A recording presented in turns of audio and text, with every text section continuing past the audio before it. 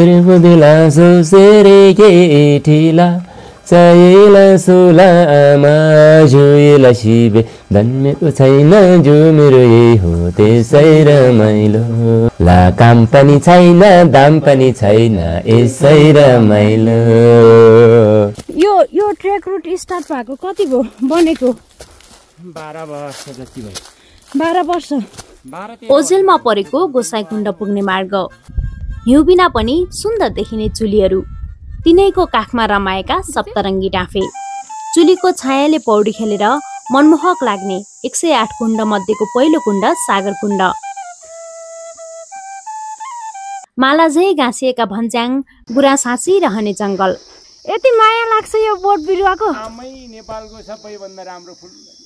यिनै भन्ज्याङ र जङ्गलमा कहिले मुरली र टुङ्ना बजाउँदै, कहिले गीत गाउँदै उकाली ओराली गरिरहने छिरिङ दाई।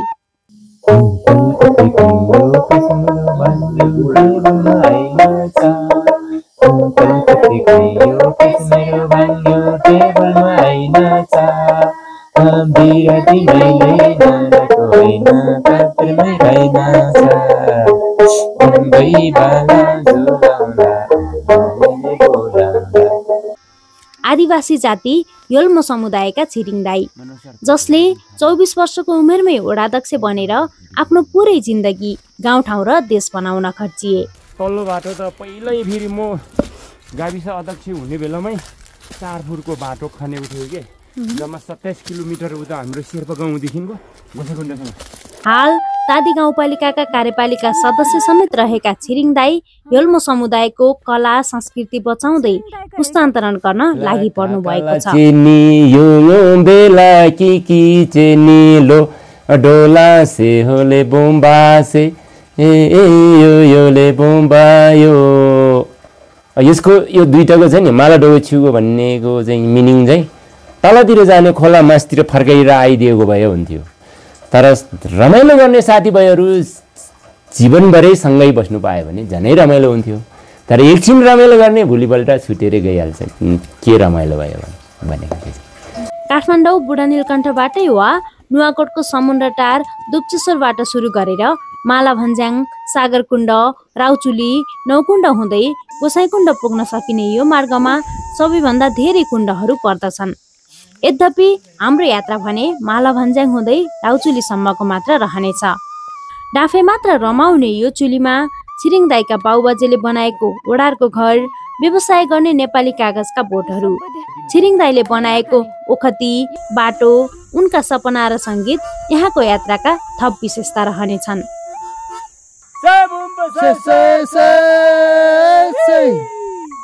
काठमाडौँबाट एकै दिन समय निकालेर रमाउन चाहनेहरूले यिनै फरक अनुभव लिन दुप्चेश्वर दर्शन गर्दै माला भन्ज्याङसम्म बाइक वा हिँडेरै पुग्न सक्नुहुन्छ।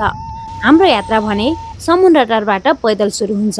हामी चाहिँ यति बेला छौँ नुवाकोटको यो समुद्र टार, पारिसै समुद्र टार बजार छ र आज चाहिँ हामी जाँदैछौँ माला भन्ज्याङ नुवाकोट, जुन चाहिँ गोसाइकुण्ड जाने बाटो पनि हुन्छ।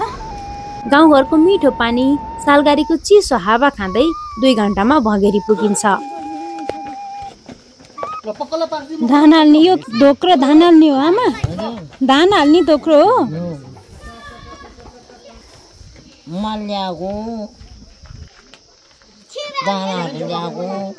भँगेरीबाट उकाली लागेपछि सल्लाहका सुसेलीसँग जिस्किँदै पुग्न सकिन्छ बागमारा। बन्दै गरेको शहीद पार्क, वरिपरि देखिने डाँडा काँडा, तल देखिने खोला र खेतहरू, माथिबाट बहँदै आफैतर्फ आउँदै गरेको कुहिरो, स्वर्गतिरै पुग्दै गरेको लाग्छ यो प्रकृतिको अनुभूति।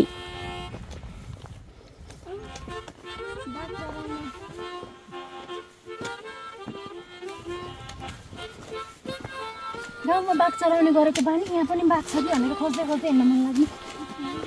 मोटर बाटो पुगेको जङ्गल निकुञ्जको मध्यवर्ती क्षेत्रमा रमाउँदै झमक्कै साँझमा हामी पुग्यौँ माला भन्ज्याङ, छिरिङ दाइको नोरपुलिङ होमस्टे। माला भन्ज्याङ, हजुरलाई चाहिँ किन यहाँ आएर बस्न मन लाग्यो?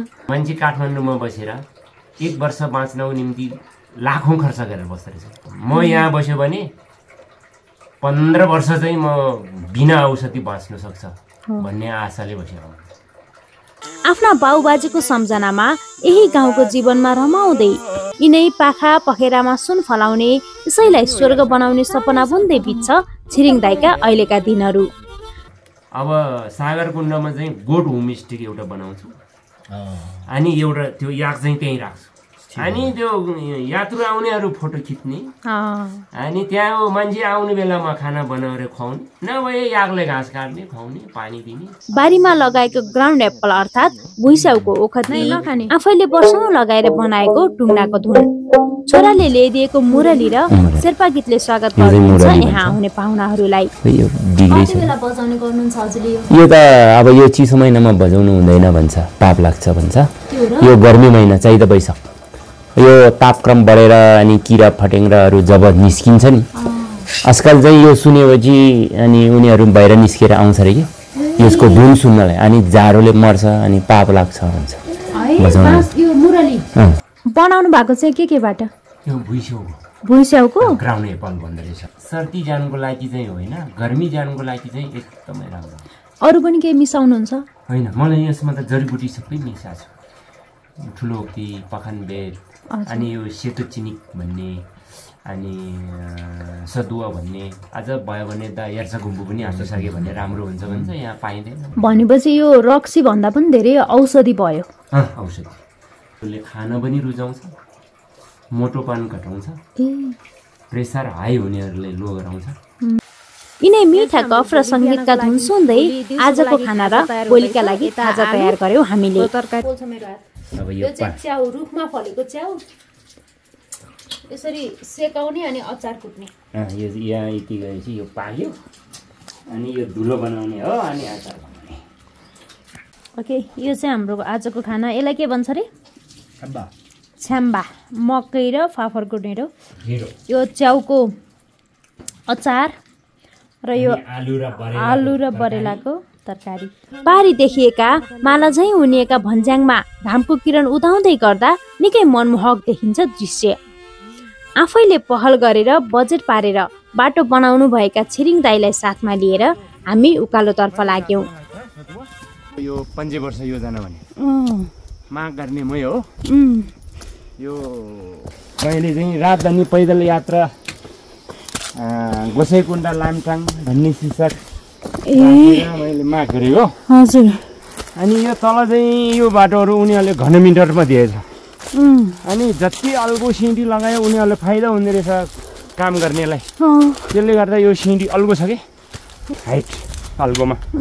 यो उकालोमा हिँड्न नसक्ने बुढाबुढी त यहाँ त 12 इन्चीको छ यो ढुङ्गा त। अनि उक्लिनै नसक्ने यहाँ एउटा पिर्का राखेर उक्लिनु पर्ला। खस्रो खस्रो भनेको बोट, यो रुख होइन? त्यसको रुखमा उम्रिने यो च्याउ हामीले हिजो आज नभाँच्ने, आज फर्किँदाखेरि भान्ने नि अहिले। ए ल, गोसाइकुण्डसम्म पुग्दा सबैभन्दा धेरै कुण्डको दर्शन गर्न पाउने भए तापनि यो बाटो त्यति प्रयोगमा भने आउन सकेको छैन। र पनि बाउबाजेको परिश्रम जोडिएको छ यहाँ। छपक्कै फुल्ने नौथरी गुराँसका बोट र नेपाली कागज बनाउने लोक्ताहरू। यसैका लागि भन्ज्याङमा बसाइ सरेका थिए छिरिङ दाइका बाउबाजेले। पहिला हाम्रो यो बोट कागजको यो हो लोक्ता, नेपाली कागजको लोक्ता कच्चा पदार्थ चाहिँ यो। बोटको नाम चाहिँ लोक्ता। यो चाहिँ कागती बोट भन्छ, कागती बोट नेपाल कागज बोटकै भन्छ। कागज बोट नै भन्छ भनेको यसको लोक्ता भनेको बोक्रा। यो बोक्रा निकालेर अनि पकाएर अनि बनाउने हो। यसलाई हजुरलाई आउँछ यो विधि? खै बनाएकै छैन, अब सिक्यो भने त आउँछ है। मैले यसपालि पालिकामा बजेट राखेको छ यो सिक्नको लागि, सिकाउनलाई तालिम दिएको हो नि। यो बाउबाजेको काम छोड्नु भएन, चौरी पालन र त्यो लोक्ता बनाउनु पाउनुपर्छ। र हामी त्यसपछि चाहिँ हामी फेरि पुनः यो गोठ पाल्ने काममा फर्किनु सक्छ। नभए भने आयसो छैन, किन बस्नु? फेरि प्रकृतिसँगै रमाउनु फर्किनु पर्यो क्या, होइन? वास्तवमा यो बाटो हुँदै पहिले सागरकुण्ड दर्शन र अन्य कुण्डलाई दाहिने पार्दै गोसाइकुण्ड सूर्यकुण्ड हुँदै फर्किएर सक्नुपर्ने रहेछ गोसाइकुण्ड यात्रा। तर बाटो, गाडी र बासको व्यवस्थापन हुन नसक्दा यो बाटो त्यति प्रचलनमा नआए पनि प्रकृतिमा रमाउँदै हिँड्न चाहनेहरू भने अक्कल झुक्कल आउने गर्दछन् यहाँ। बिहानी घामको किरणसँगै पर्ने चुलीको छायाले समुद्र चाहिँ गहिरो देखिने सागरकुण्ड पुग्न करिब 2 घण्टा हिँड्नु पर्यो। यस्तो गहिरो देखिरहेको छ है सर। कस्तो गहिरो देखि म त के रहेछ त्यति गहिरो भनेर सोचिरहेको। एउटा मुहान छैन पानी आउने ठाउँ, एउटा निकासा छैन, ऊ त्यो ढिल काटेर तलतिर कहिले बर्खामा यहाँ ऊ त्यहाँबाट यत्रो ठुलो भल आउँछ तर त्यो नाङ्गेर जाँदैन। शिव र पार्वती दुईटा यताबाट आउँदा चाहिँ अनि यहाँ आएपछि यहाँ आउँदा चाहिँ पार्वतीको चाहिँ रजस्वला भएर रागत चुइर चाहिँ अनि यहाँ कुण्ड बनेको, अनि मुहान पनि नभएको निकासा पनि नभएको, त्यो भएको कारणले चाहिँ शिवले चराउनेको दुध चाहिँ यहाँ त्यो रगतलाई बुझाएको, रगत दुध चराएको जस्तो हुन्छ। यहाँ दुध चराउनु हुँदैन पनि भन्छ। यहाँ दुध चरायो भने फाप भन्दा नि आफाप बढी हुन्छ भन्छ। यहाँ रातो थियो पहिला पानी। यहाँका हरेक कुण्डले छुट्टा छुट्टै मान्यता र आस्था बोकेका छन्। हात्ती माने मान्छेले चाहिँ यहाँ सेतो हात्ती देख्छ भन्छ। उहिले बाजेहरूले भन्दो रहेछ, हामीले चाहिँ अहिलेसम्म देख्यौँ। त्यो दुईटा चरा सुरुको कुण्ड, सुरुको कुण्ड अनि हुँदै गएपछि अनि एक्लै कुण्ड, नौ कुण्ड, राजा रानी कुण्ड भन्नेहरू त माथि पो छ। यो कुण्ड हुँदै परिक्रमा सुरु गर्ने गोसाइकुण्डको। यो एउटा कुण्डको लागि सुरु यो, अब त्यो शिलाको लागि चाहिँ दुप्चेश्वरै हो नि हाम्रो तल। पर्दा चाहिँ यदि गोसाइकुण्ड आउन चाहनेहरूले परिक्रमा गर्न चाहनेहरूले चाहिँ दुप्चेश्वर पहिला दर्शन गरेर सागरकुण्ड हुँदै अनि यहाँबाट एक्लै कुण्ड, राजा रानी कुण्ड, अनि नौ कुण्ड, लामो कुण्ड भन्नेहरू, अग्निकुण्ड भन्नेहरू। जस्तै शिव पार्वती जाँदा यो माथि रौचुली पुग्दाखेरि चाहिँ पार्वतीले तिर्खा लाग्यो भनेपछि शिवले त्रिशूल हानेर अनि पानी निकालेर दिएको भन्ने एउटा घ्याम्बे पानी भन्ने छ यो माथि। यो माथिबाट आउनेको पानीलाई चाहिँ यो माथि नै एउटा फिल्टर बनाएर सफा पानी चाहिँ यो भित्र, अनि फोहोर जति चाहिँ यो डाँडा पछाडिपट्टि पठाउने अथवा एउटा डम्बिङ जस्तो बनाएर यो फोहोरलाई चाहिँ एकदम एकपट्टि साइड लाउनु पायो भने चाहिँ यो पछिसम्म रहने थियो। नभए यो पात पतिङ्गर अनि यो माथिको माटोले नै पुरेर भोलि यो सागर कुण्ड होइन सागर चौर हुने चाहिँ जस्तो लाग्छ। अनि त्यो भएको कारणले चाहिँ राज्यले अथवा पालिकाले चाहिँ राष्ट्रिय निकुञ्जले पनि अब बजेट हुन्छन् तिनीहरूले चाहिँ अलिकति यसलाई छिटो संरक्षण गरोस् भन्न चाहन्छु। ल अघि भन्नुभएको हाम्रो छिरिङ दाइले भन्नुभएको ल हेर्नु, यहाँनिर यसरी हिलो जम्मा भएर पुरै गर्ने भइसकेछ होइन। यदि यसको संरक्षण नहुने हो भने चाहिँ यो हिलोले यो पोखरी केही पनि बाँकी राख्दैन। कुण्ड दर्शनपछि हामी राउचुलीतर्फ लाग्यौँ। मिठो अर्ग्यानिक कहाँ खानु पाइन्छ, चस्मा फाली फाली पो छ नि। गुराँसको मह पङ्गी बिन्दु भन्छ यो। पङ्गी बिन्दु, पङ्गी बिन्दु भनेको यो के भन्छ, पङ भनेको चाहिँ यो चौरमा फुल्ने यस्तो राम्रो भाषामा हुन्छ। जति माथि पुग्यो उति आनन्द लाग्नेछ यो ठाउँ। पहाडको शिर र भन्ज्याङको फेद हेर्दा देखिने सुन्दरता नै फरक, तर दुवैले मन लोभ्याउने। यस्तो लाग्छ टाउकाको वरिपरि नै आँखा हुन्थ्यो भने पनि एकैपटक हेर्थ्यो होला यो प्रकृति। छिरिङ दाइले यात्रालाई रमाइलो र अविस्मरणीय बनाउन कुनै कसर छोड्नु भएको छैन।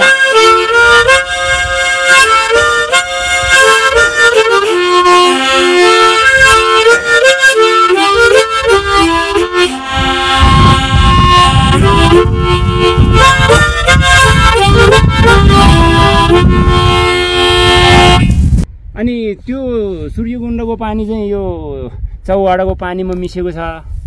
यो गोसाइकुण्ड चाहिँ त्रिशुली खोलामा त्रिशुली के अरे उता केरुङबाट आउने पानीसँग मिसेर गएर उहाँ त्रिशुली बन्यो। त्रिशुली बनेर उहाँ देवीघाटमा भेटेको छ कि। अनि त्यहाँबाट यो बिचको जग्गा चाहिँ देवभूमि भन्दो रहेछ कि। हामीसँग दिन पुरै बाँकी रहेकोले पनि बिस्तारै रमाउँदै चुली पुग्यौँ। राउचुली हामी चाहिँ आइपुग्यौँ राउचुली। ल यो रुटबाट आइपुग्नु भएकोमा विशेष गरेर चाहिँ मुरी धन्यवाद दिनु नि पर्छ मैले। यो ठाउँको नाम राउचुली कसरी रहन गयो?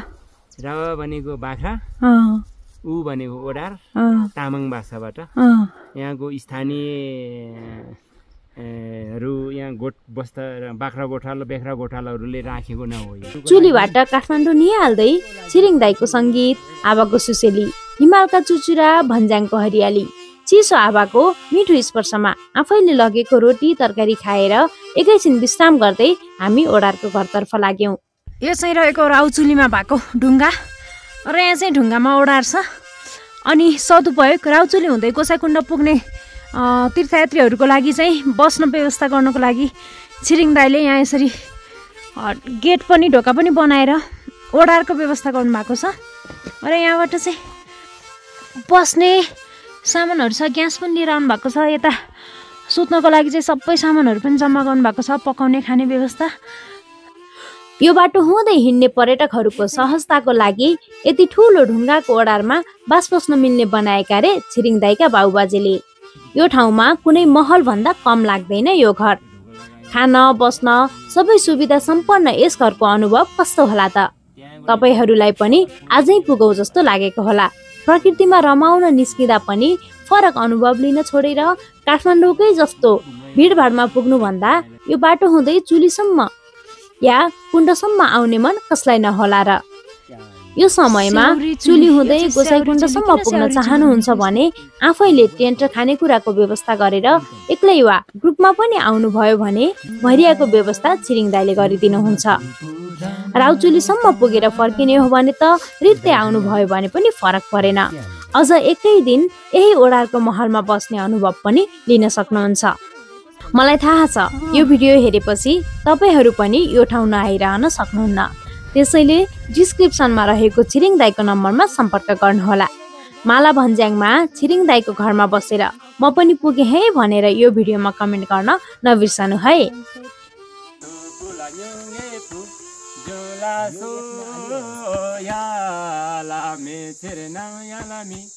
दोला